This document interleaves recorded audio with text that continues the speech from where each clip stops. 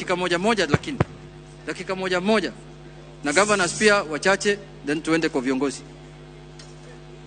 Sasa kuja tu.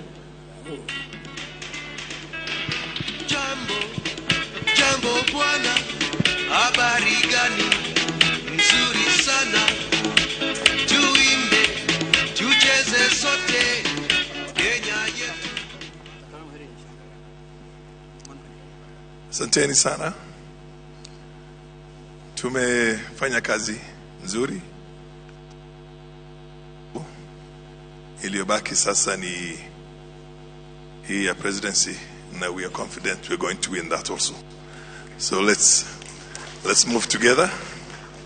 Let's move together and transform this country for the better. Thank you. Haya, kwa upande huko hapa Eastern tunaweza sema Governor Mahmud aje awasalimie dakika moja.